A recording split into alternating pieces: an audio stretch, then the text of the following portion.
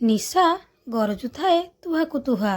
ବର୍ଷା ଓ ବଜ୍ରଧ୍ୱନି ମଝିରେ ଶ୍ୱାନ ଶ୍ୱାପଦଙ୍କ ରଡ଼ି ଶୁଭୁଥାଏ। ଘନ ଘନ ବିଜୁଳି ଆଲୁଅରେ ଭୟାବହ ମୁହଁଟିମାନ ଦିଶି ଯାଉଥାଏ। କିନ୍ତୁ ରାଜା ବିକ୍ରମାର୍କ ତିଳେ ହେଲେ ମଧ୍ୟ ବିଚଳିତ ବୋଧ ନ କରି ପୁନର୍ବାର ବୃକ୍ଷରୋହଣ କରି ଶବଟିକୁ ଉତାରି ଆଣିଲେ। ତେବେ ତାଙ୍କୁ ସେ ତାଙ୍କ କାନ୍ଧରେ ପକାଇ ସୁନସାନ ଶ୍ମଶାନ ପଥ ଅତିକ୍ରମ କରିବାକୁ ଆରମ୍ଭ କରିବା ମାତ୍ରେ ଶବସ୍ଥିତ ବେତାଳ କହିଲା, ରାଜା, ତମେ ଯେ ନିଶାର୍ଦ୍ଧରେ ଏଭଳି ବିପଜ୍ଜନକ କାମ ହାତକୁ ନେଇଛ, ଏହା ପଛରେ ନିଶ୍ଚୟ କାହାରି ପରାମର୍ଶ ରହିଛି। ସେ ଲୋକର ପ୍ରଭାବ ତମ ଉପରେ କେତେ ଦୂର ତା ତ ମୁଁ ଜାଣେ ନା। ଅନେକ ସମୟରେ ପ୍ରଭାବଶାଳୀ ମନ୍ତ୍ରୀଙ୍କ ପ୍ରଭାବ କଟାଇବା ରାଜାମାନଙ୍କ ପକ୍ଷରେ କଠିନ ବୋଲି ଦେଖାଯାଇଛି। ତୁମକୁ ଗୋଟାଏ ଦୃଷ୍ଟାନ୍ତ ଦେଉଛି, ମନ ଦେଇ ତାହା ଶୁଣ। ଶୁଣିଲେ ଶ୍ରମଭାର ଲାଘବ ହେବ। ଏହାପରେ ସେ ବେତାଳ ଗପିଲା। ଅନେକ ଦିନ ତଳର କଥା। ଯଶବନ୍ତପୁର ରାଜ୍ୟର ରାଜା କୁଳଦୀପ ଜଣେ ବିଜ୍ଞ ଶାସକ ଥିଲେ। ତାଙ୍କ ସୌଭାଗ୍ୟକୁ ତାଙ୍କୁ ଏପରି ଜଣେ ମନ୍ତ୍ରୀ ଜୁଟିଥିଲେ ଯିଏକି ଏକାଧାରରେ ବୁଦ୍ଧିମାନ ତଥା ଦୂରଦର୍ଶୀ ମଧ୍ୟ ଥିଲେ। ରାଜା ଓ ମନ୍ତ୍ରୀଙ୍କ ଭିତରେ ଗଭୀର ସଖ୍ୟ ଥିଲା। ଦୁହେଁ ପରସ୍ପରକୁ ଠିକ୍ ଭାବରେ ବୁଝୁଥିଲେ। ରାଜା କୁଳଦୀପ ବୃଦ୍ଧ ହେବା ସଙ୍ଗେ ସଙ୍ଗେ ଗୋଟାଏ କଠିନ ବେମାରରେ ବି ପଡ଼ିଲେ। ସେ ବୁଝିପାରିଲେ ଯେ ତାଙ୍କର ଆଉ ବେଶୀ ଦିନ ବଞ୍ଚିବାର ନାହିଁ। ସେ ଯୁବରାଜ ରବିଚନ୍ଦ୍ରଙ୍କୁ ଡାକି ଏକାନ୍ତରେ କହିଲେ, ବାପା, ମୁଁ ପରପାରିକୁ ଚାଲିଯିବି। ପ୍ରଜାକୁଳଙ୍କ ହିତ ପାଇଁ ମୁଁ ଯାହା ପାରିଛି କରିଛି। ତୁମ୍ଭେ ସେହି ପରମ୍ପରାକୁ ଆଦୌ ଟଳିବ ନାହିଁ। ତୁମ୍ଭ ପାଇଁ ମୁଁ ଗୋଟିଏ ଦୁର୍ଲଭ ସମ୍ପଦ ଛାଡ଼ି ଯାଉଛି।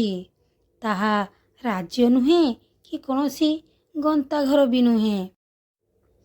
ମନ୍ତ୍ରୀ ସୁକୀର୍ତ୍ତି, ସେ ଯେ ଯାଏ ଜୀବିତ ଅଛନ୍ତି ତାଙ୍କ ପରାମର୍ଶ ମାନି ଚଳିବ।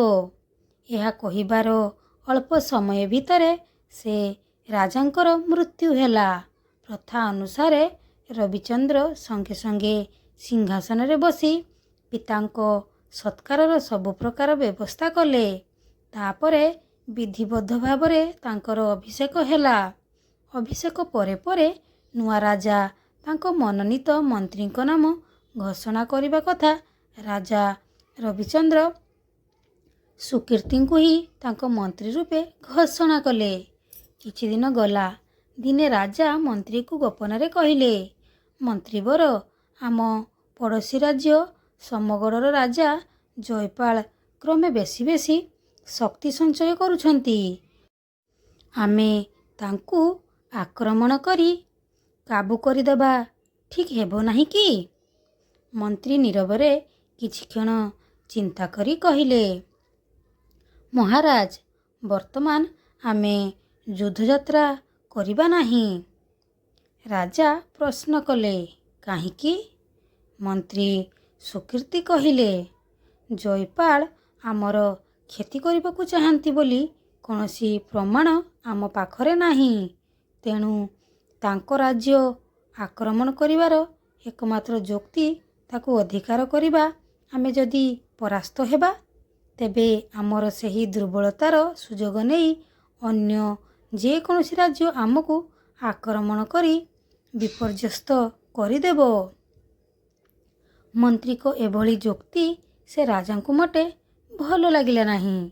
ତେବେ ପିତାଙ୍କ ଉପଦେଶ ମନେ ପକାଇ ସେ ତାଙ୍କ ପରାମର୍ଶ ଗ୍ରହଣ କଲେ ଓ ଅଭିଯାନରୁ ଖ୍ୟାତ ହେଲେ। କେତେଦିନ ପରେ ଥରେ ସେ ଶିକାର କରିବାକୁ ବାହାରିଛନ୍ତି।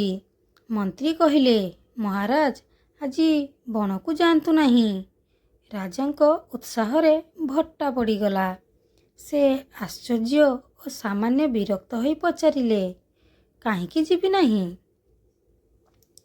ମନ୍ତ୍ରୀ କହିଲେ, ମେଘ ଓ ପବନର ଗତିରୁ ମନେ ହୁଏ 4 ଘଣ୍ଟା ଭିତରେ ଘୋର ବର୍ଷା ହେବ। ଆଉ ତା ଛଡ଼ା ସେ ବଣ ପାଖରେ ଆଶ୍ରୟ ନେଲା ଭଳି ସେମିତି କୌଣସି ସ୍ଥାନ ବି ନାହିଁ। ତାପରେ ବର୍ଷାରେ କ'ଣ ବା ଶିକାର କରିବେ?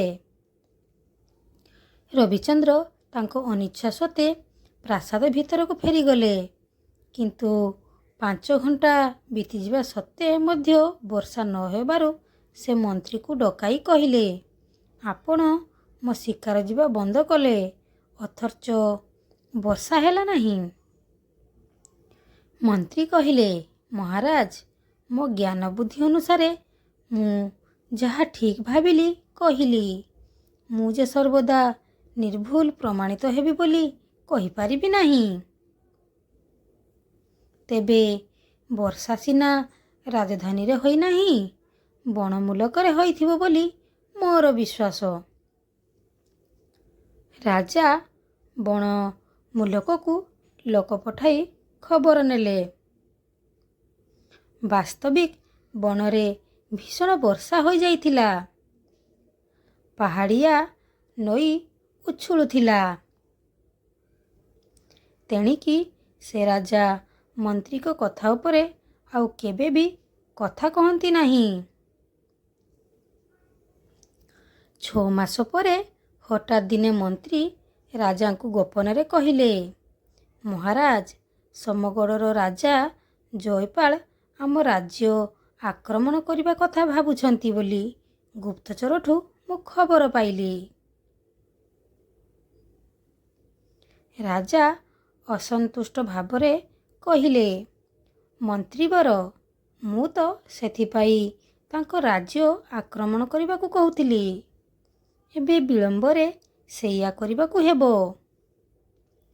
ମନ୍ତ୍ରୀ କହିଲେ, ନା ମହାରାଜ, ଯୁଦ୍ଧ କଲେ ବହୁତ କ୍ଷତି ହେବ।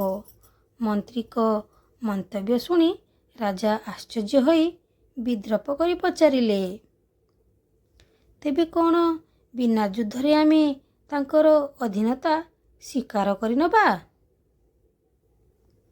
ମନ୍ତ୍ରୀ କିନ୍ତୁ ଶାନ୍ତ କଣ୍ଠରେ କହିଲେ, ନା ମହାରାଜ, ମୋର ପ୍ରସ୍ତାବ ପୂରାପୂରି ଭିନ୍ନ।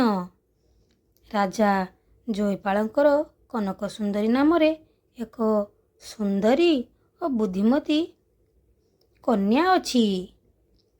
କୌଣସି ଆପତ୍ତି ନଥିଲେ ତାଙ୍କ ସହ ଆପଣଙ୍କ ବିବାହର ପ୍ରସ୍ତାବ ପଠାଇବା। ରବିଚନ୍ଦ୍ର ବି କନକ ସୁନ୍ଦରୀଙ୍କ ରୂପ ଗୁଣ ବିଷୟରେ ବହୁତ ଶୁଣିଥିଲେ। ମନ୍ତ୍ରୀଙ୍କ ପ୍ରସ୍ତାବରେ ସେ ସାଦର ସମ୍ମତି ଦେଲେ। ଜୟପାଳ ରବିଚନ୍ଦ୍ରଙ୍କ ବିବାହ ପ୍ରସ୍ତାବ ପାଇଁ ବହୁତ ଖୁସି ହେଲେ। ସେ ଅନ୍ତଃପୁରକୁ ଯାଇ ରାଜକନ୍ୟାଙ୍କ ମତ ଚାହିଁଲେ। ରାଜକନ୍ୟା କହିଲେ, ବାପା, ଆପଣ ପରା ଯଶୋବନ୍ତପୁର ଆକ୍ରମଣ କରିବାକୁ ପ୍ରସ୍ତୁତ ହେଉଥିଲେ। ହଠାତ୍ ଏ ବାହାଘରର ପ୍ରସଙ୍ଗ କିପରି ଉଠିଲା? ମୋତେ ତ ଆଶ୍ଚର୍ଯ୍ୟ ଲାଗୁଛି। ରାଜା କହିଲେ, ଜେମା, ମୁଁ ଯଶୋବନ୍ତପୁର ଆକ୍ରମଣ କରିବାକୁ ଉଦ୍ୟତ ହେବାର କାରଣ ଯୁବକ ରାଜା ରବିଚନ୍ଦ୍ର ପ୍ରତି ମୋର ଭୟ। ସେ କାଳେ ପ୍ରଥମେ ଆମ ରାଜ୍ୟ ଆକ୍ରମଣ କରିବେ।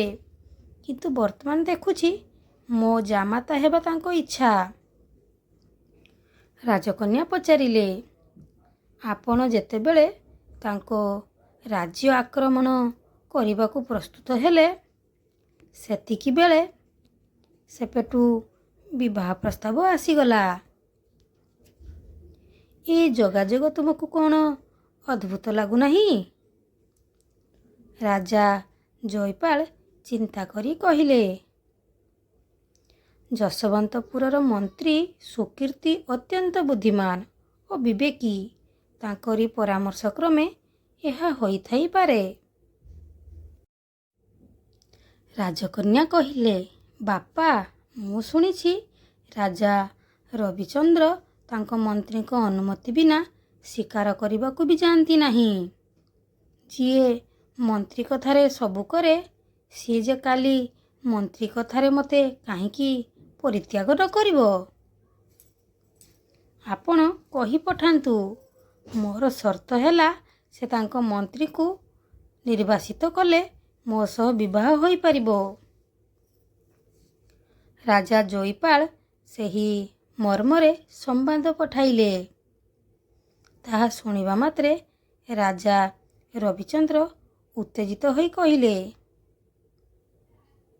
ଏଭଳି ସର୍ତ୍ତ ଘୋର ଅପମାନଜନକ। କିନ୍ତୁ ମନ୍ତ୍ରୀ ସୁକୀର୍ତ୍ତି କହିଲେ, ମହାରାଜ, ମୁଁ ବୃଦ୍ଧ ହେଲିଣି, ମୋତେ ଅନୁମତି ଦିଅନ୍ତୁ। ମୁଁ ଆପଣଙ୍କ ଅଧୀନରେ ଥିବା କ୍ଷୁଦ୍ର ଦ୍ୱୀପ ସାଗରପୁରୀରେ ଯାଇ ମୋର ଶେଷ ଜୀବନ ଯାପନ କରେ।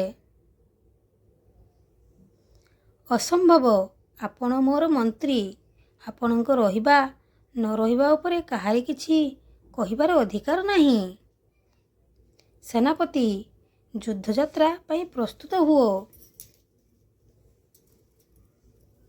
ଏଭଳି ଭାବେ ରାଜା ରବିଚନ୍ଦ୍ର ହୁକୁମ ଦେଲେ। 3 ଦିନ ପରେ ଯଶବନ୍ତପୁରର ସେନାନୀ ସମଗଡ଼ ରାଜ୍ୟ ସୀମାନ୍ତରେ ଯାଇ ପହଞ୍ଚିଲେ। ତତ୍କ୍ଷଣାତ୍ ରାଜନଅରରୁ ଖବର ଆସିଲା, ରାଜକନ୍ୟା ବିନା କୌଣସି ସର୍ତ୍ତରେ ବିବାହ ପାଇଁ ପ୍ରସ୍ତୁତ। ରବିଚନ୍ଦ୍ର ସେନାବାହିନୀ ପ୍ରତ୍ୟାହାର କରିନେଲେ। ମହା ସମାରୋହରେ କନକ ସୁନ୍ଦରୀଙ୍କ ସହ ତାଙ୍କ ବିବାହ ସମ୍ପନ୍ନ ହେଲା। ବେତାଳ ଟିକିଏ ନୀରବ ରହି ତୀବ୍ର କଣ୍ଠରେ ପ୍ରଶ୍ନ କଲା, ରାଜା, କନକ ସୁନ୍ଦରୀଙ୍କ ବ୍ୟବହାର ନିହାତି ପିଲାଳିଆ ନୁହେଁ କି ସେ ବିବାହ ପାଇଁ ସର୍ତ୍ତ ରଖିଲେ? ଅଥଚ ସର୍ତ୍ତ ପୂରଣ ନ ହେବା ସତ୍ତ୍ୱେ ବିବାହ ସକାଶେ ସେ କିପରି ରାଜି ହେଲେ? ଭୟଭୀତ ହୋଇ ତ? ଏପରି ସର୍ତ୍ତରେ କିଛି ମାନେ ହୁଏ? ରାଜା, ପାରିଲେ ମୋ ପ୍ରଶ୍ନର ଉତ୍ତର ଦିଅ। ଉତ୍ତର ଦେବାର ଶକ୍ତି ଥାଇ ମଧ୍ୟ ତମେ ଯଦି ନୀରବ ରହିବ, ତେବେ ତମ ଶିର ସ୍କନ୍ଧଚ୍ୟୁତ ହେବ। ରାଜା ବିକ୍ରମାର୍କ ଆଉ ମୁହୂର୍ତ୍ତେ ମଧ୍ୟ ବିଳମ୍ବ ନ କରି ଉତ୍ତର ଦେଲେ, ରାଜକୁମାରୀ କନକ ସୁନ୍ଦରୀ ଅତ୍ୟନ୍ତ ବୁଦ୍ଧିମତୀ। ପ୍ରକୃତରେ ସେ ଯାହା ଜାଣିବାକୁ ଚାହୁଁଥିଲେ ତାହା ଜାଣିଗଲେ। ରାଜା ରବିଚନ୍ଦ୍ରଙ୍କର ନିଜର ବ୍ୟକ୍ତିତ୍ୱ ଅଛି ନା ସେ ସଦା ସର୍ବଦା ଖାଲି ମନ୍ତ୍ରୀଙ୍କ କଥାରେ ଚଳନ୍ତି, ତାହା ହିଁ ଜାଣିବା ତାଙ୍କର ମୁଖ୍ୟ ଉଦ୍ଦେଶ୍ୟ ଥିଲା। ତାଙ୍କ ଯୁଦ୍ଧଯାତ୍ରା ପ୍ରମାଣ କରୁଛି ଯେ ଆବଶ୍ୟକ ହେଲେ ସେ ନିଜ ସିଦ୍ଧାନ୍ତ ଅନୁସାରେ କାର୍ଯ୍ୟ କରିବେ। ରାଜକନ୍ୟା ଭୟଭୀତ ହେବାର କୌଣସି କାରଣ ନଥିଲା। କାରଣ ସମଗଡ଼ ଯଶବନ୍ତପୁର ଆକ୍ରମଣ କରିବା ନିମନ୍ତେ ପ୍ରସ୍ତୁତ ହୋଇଯାଇଥିଲା। ବରଂ ରବିଚନ୍ଦ୍ର ହଠାତ୍ ନିଜ ସୈନ୍ୟବାହିନୀ ଧରି ଆସିଥିବାର ଯଥେଷ୍ଟ ପ୍ରସ୍ତୁତି ଅଭାବରୁ ହାରିଯିବାର ସମ୍ଭାବନା ଥିଲା। ରାଜାଙ୍କ ମୌନଭଙ୍ଗ ହେବା ମାତ୍ରେ ଶବସ୍ଥିତ ବେତାଳ ତାଙ୍କ କାନ୍ଧରୁ ଖସି ପୁନର୍ବାର ସେ ବୃକ୍ଷଡାଳରେ ଯାଇ ଝୁଲି ପଡ଼ିଲା। ତ ଶ୍ରୋତାବନ୍ଧୁମାନେ, ଆଶା କରୁଛି ଆଜିର ଏହି ଗପଟି ଆପଣମାନଙ୍କୁ ନିଶ୍ଚିତ ପସନ୍ଦ ଆସିବ। ଆଉ ପସନ୍ଦ ଆସିଥିଲେ ଭିଡ଼ିଓଟିକୁ ଲାଇକ୍, ସେୟାର ଆଉ ସବସ୍କ୍ରାଇବ୍ କରିବାକୁ ବିଲକୁଲ ବି ଭୁଲନ୍ତୁନି। ତେଣୁ ଆଜି ପାଇଁ ରହୁଛି। ବାଏ। ପୁଣି ଦେଖା ହେବ ଆଉ ଏକ ସୁନ୍ଦର ଗପ ସହିତ। ଜୟ ଜଗନ୍ନାଥ। ସମାପ୍ତ।